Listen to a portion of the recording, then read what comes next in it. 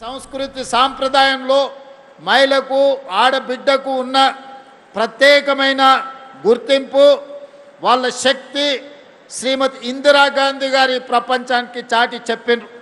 మొట్టమొదటి భారతీయ మహిళా ప్రధానమంత్రిగా ప్రపంచ దేశాల ముందు ఐరన్ లేడీగా నిలబడి యుద్ధంలో పాకిస్తాన్ను ఓడించడమే కాదు, పాకిస్తాన్ని రెండు ముక్కలు చేసి బంగ్లాదేశ్ అనే కొత్త దేశాన్ని సృష్టించగలిగిన ఉక్కు మహిళ, గొప్ప నేత శ్రీమతి ఇందిరాగాంధీ గారు. ఆ ఇందిరాగాంధీ గారి నేతృత్వంలో నడిచిన ఈ పార్టీ శ్రీమతి సోనియా గాంధీ గారి నాయకత్వంలో ఏర్పడిన ఈ తెలంగాణ రాష్ట్రం మహిళల్ని, ఆడబిడ్డల్ని స్ఫూర్తిగా తీసుకోవడమే కాకుండా ఈ ప్రాంత విముక్తి కోసం పోరాటం చేసిన చాకలి ఐలమ్మ కావచ్చు, ఆరుట్ల కమలాదేవి కావచ్చు, మల్లు స్వరాజ్యం కావచ్చు, వీళ్ళందరూ గొప్ప మహిళా నాయకురాళ్ళుగా రాణించి మన కీర్తి ప్రతిష్టలను ప్రపంచానికే చాటి చెప్పిండ్రు. ఆనాడు అమెరికాలో ఓటు హక్కు మహిళకు రావడానికి 100 సంవత్సరాలు కొట్లాడాల్సిన పరిస్థితి వచ్చింది. కానీ స్వతంత్రం వచ్చిన ఎంబడే పురుషులతో పాటు సమానంగా మహిళలకు ఓటు హక్కు ఇచ్చి ఈ ప్రభుత్వాన్ని ఎన్నుకునే అధికారం ఆడబిడ్డల చేతుల్లో పెట్టిన పార్టీ ప్రభుత్వం కాంగ్రెస్ పార్టీ. పండిత్ జవహర్లాల్ నెహ్రూ గారు అని ఈనాడు మనం చెప్పుకోవాల్సిన అవసరం ఉన్నది. ఇవాళ ఆడబిడ్డలకున్న ఓటు హక్కు ఆనాడు పండిత్ జవహర్లాల్ నెహ్రూ గారు ఇచ్చింది. ఇవాళ గొప్పగా అభివృద్ధి చెందిన దేశం అని చెప్పుకున్న అమెరికాలో ఆడబిడ్డలకు ఓటు హక్కు కొన్ని 100 సంవత్సరాలు లేదు. కొట్లాడంగా వాళ్ళకు వచ్చింది. కానీ అడక్క ముందే ఆడబిడ్డకు ఆనాడు పండిత్ జవహర్లాల్ నెహ్రూ గారు ఆడబిడ్డకు ఓటు హక్కు ఇచ్చిండు. ఓటునే ఆయుధంగా మార్చి ఎన్నికలలో పాల్గొని ఈ దేశానికి మొట్టమొదటి మహిళా రాష్ట్రపతిగా ఆనాడు కాంగ్రెస్ పార్టీ నియమించింది. మొట్టమొదటి రాష్ట్ర ముఖ్యమంత్రులుగా, ఈ దేశ ప్రధానమంత్రిగా, హైకోర్టు చీఫ్ జడ్జెస్గా, ప్రతి దగ్గర పార్టీ అధ్యక్షురాలుగా ఈనాడు కాంగ్రెస్ పార్టీ మహిళలకు సముచితమైన స్థానాన్ని ఇచ్చి మహిళల్ని గౌరవించింది. ఈనాడు అధికారంలో ఉన్న పార్టీలు ఏనాడైనా ఒక మహిళను వాళ్ళ పార్టీ అధ్యక్షురాలుగా నియమించుకున్నారా? వాళ్ళ ఆలోచన వచ్చిందా? ఈనాడు కేంద్రంలో ఉన్న అధికారంలో ఉన్న పార్టీ దాదాపుగా 40-45 సంవత్సరాల 50 ఏళ్ళు కానికి వస్తుంది. ఆ పార్టీ పెట్టి 45-50 సంవత్సరాలల్లా ఒక్కనాడైన వాళ్ళ పార్టీ అధ్యక్షురాలుగా ఒక ఆడబిడ్డను, ఒక మహిళను పెట్టాలని ఆలోచన చేసినరా? లేదా ఈ రాష్ట్రంలో 10 ఏళ్ళ అధికారంలో ఉన్న పార్టీ వాళ్ళ పార్టీ నాయకత్వమే కాదు, మొదటి 5 సంవత్సరాలు మంత్రివర్గంలో ఒక ఆడబిడ్డ కూడా అవకాశం ఇయ్యలేదు. ఈడ మా అక్కలు వేలాది మంది చదువుకున్న వాళ్ళు ఉన్నారు, పరిపాలన చేయగలిగిన శక్తి ఉన్నోళ్ళు ఉన్నారు, ఎవరు ఏం చేస్తున్నారో విశ్లేషణ చేసే సామర్థ్యం ఉన్నోళ్ళు ఉన్నారు. మీరందరూ ఆలోచన చేయండి. కేంద్రంలో అధికారంలో ఉన్న పార్టీ 45-50 ఏళ్ళైనా వాళ్ళ పార్టీ అధ్యక్షురాలుగా కేంద్రంలోనే కాదు రాష్ట్రంలో కూడా ఏ రోజు నియమించుకోలేదు. 10 ఏళ్ళు అధికారంలో ఉన్నోళ్ళు 5 ఏళ్ళు మంత్రి పదవి కూడా ఇయ్యలేదు.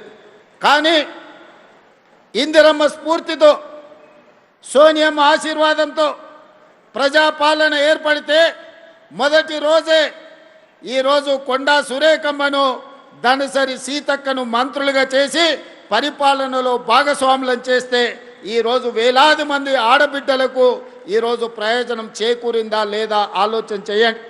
ఇవాళ సర్పంచులుగా, వార్డు మెంబర్లుగా, కౌన్సిలర్లుగా, మున్సిపల్ చైర్పర్సన్స్గా, మున్సిపల్ మేయర్గా గద్వాల విజయలక్ష్మి గారు హైదరాబాద్ నగరానికి మేయర్గా మహిళగా రాణించిండ్రు అంటే రాజీవ్ గాంధీ గారు స్థానిక సంస్థలలో ఆడబిడ్డలకు రిజర్వేషన్లు ఇచ్చిండు కాబట్టే ఈరోజు తెలంగాణ రాష్ట్రంలో 55-60% మహిళలు ప్రజాప్రతినిధులుగా ఈనాడు మీరు బాధ్యత నిర్వహించి సమర్థవంతమైన పరిపాలనను అందించగలిగిన శక్తి మీ దగ్గర ఉన్నదని ఈరోజు మీరు నిరూపించుకున్నారు.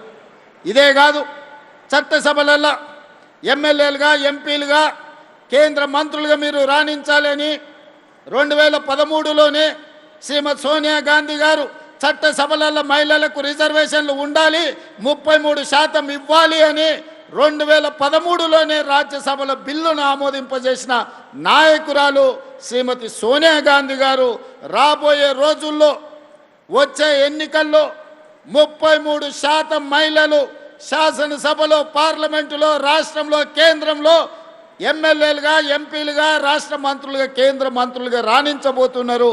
దీనికి ప్రధానమైన కారణం శ్రీమతి సోనియా గాంధీ గారని ఈనాడు మా ఆడబిడ్డలకు నేను గుర్తు చేస్తున్నా. అందుకే ఎప్పుడైతే ఇందిరమ్మ రాజ్యం వస్తుందో అప్పుడే మా ఆడబిడ్డలకు గుర్తింపు, గౌరవం ఉంటుంది. పొదుపు సంఘాలు ఆనాడే మొదలైన పివి నరసింహారావు గారు ఉన్నప్పుడు ఆ పొదుపు సంఘాలే మహాలక్ష్మి గ్రూపులుగా, స్వయం సహాయక సంఘాలుగా ఎదుగుతూ ఈనాడు తెలంగాణ రాష్ట్రంలో 67 లక్షల మంది ఆడబిడ్డలు సంఘాలుగా సెర్ప్ పేరు మీదనో, మెప్మా పేరు మీదనో పట్టణాలలో ఈరోజు ఈ మహిళలు పనిచేస్తున్నారు. అందుకే గత ప్రభుత్వంలో 4,000 కోట్ల రూపాయలు మీ సున్నా వడ్డీని ఎగగొట్టిపోయినరు. కానీ ఆడబిడ్డలతో పెట్టుకున్న వాళ్ళు అధికారంలో ఎవరైనా ఉంటారా?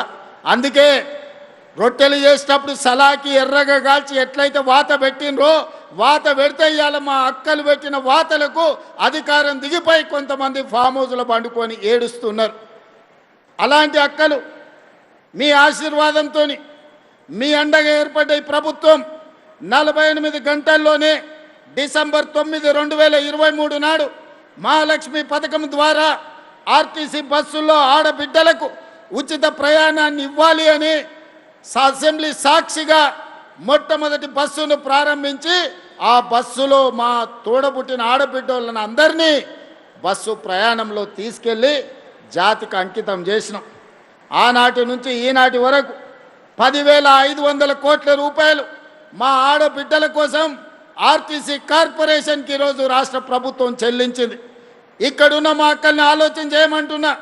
2023 డిసెంబర్ 7, 9 తర్వాత ఎక్కడైనా ఏ బస్సులో అయినా ఏ ఆర్టీసీ కండక్టర్ అయినా ఒక్క రూపాయి కానీ ఒక్క పైసా కానీ మిమ్మల్ని టికెట్కు పైసలు అడిగిండా? మీరు ఆలోచన చెయ్యండి. అడుగుతుండ్రా అక్క? ఎవరైనా అమ్మగారింటికి పోయినప్పుడు అడిగినరా? అమ్మవారి దర్శనానికి పోతే అడిగినరా? హైదరాబాదు నగరానికి వస్తే అడిగినరా? రాష్ట్రంలో ఎక్కడికి వెళ్ళినా ఏ ఆడబిడ్డ కూడా అనా పైసా చెల్లించకుండా ఆర్టీసీ బస్సులో ఉచిత ప్రయాణం చేస్తుంటే కొంతమందికి కడుపు నొప్పి లేచి వాళ్ళ మనసంతా విషం, కడుపు నిండా విషం, కళ్ళల్లో నిప్పులు పోసుకొని ఆటో డ్రైవర్లను రెచ్చగొట్టి ధర్నాలు చేపించి ఆడబిడ్డలకు ఉచిత బస్సు బంద్ చేయాలని రోడ్డు ఎక్కిన.